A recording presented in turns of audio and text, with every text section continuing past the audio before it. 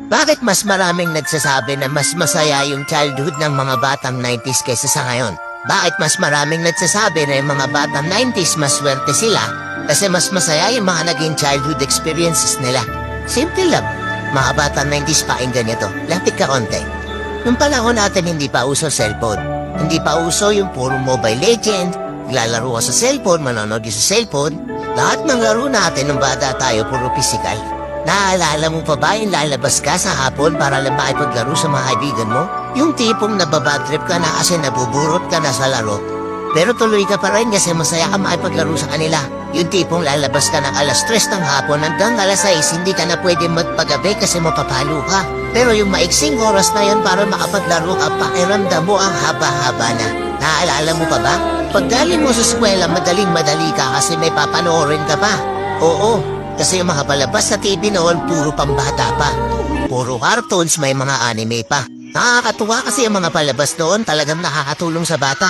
May matinik, may Hiraya Manawari, may siniskwela pa. Hindi ngayon. Putik na yan yung mga pinapanood ng mga bata, puro pag-ibig na. Puro drama, di ba? Mapapang umaga ka man o panghapon ka man sa klase, makakapanood ka. Naaalala mo pa ba? Yung nagtutulog-tulugan ka sa hapon sa mama mo para lang makaiwas ka sa palo niya. O teka, naririnig mo ba yun? Oo, paulan na. Gigising ka ng madaling araw, nag-aabang ka ng balita.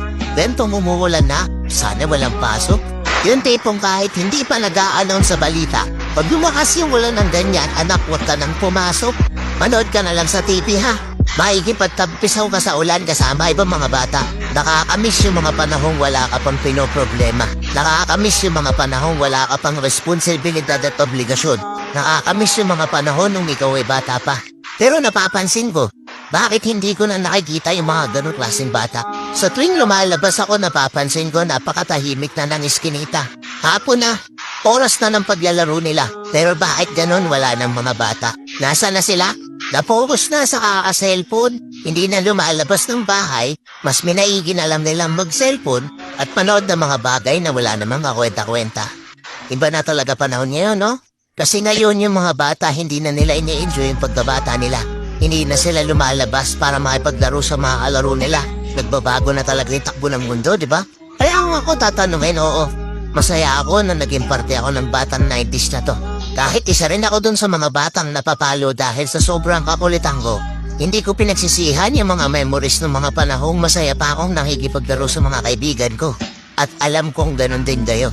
Mga batang 90s dyan, uy. Alam kong naandyan pa sa puso nyo yung inner child nyo. Tatanungin ko kayo, mas masaya nga ba talaga yung mga panahong hindi pa sikat yung teknolohiya sa mundo? Let's go!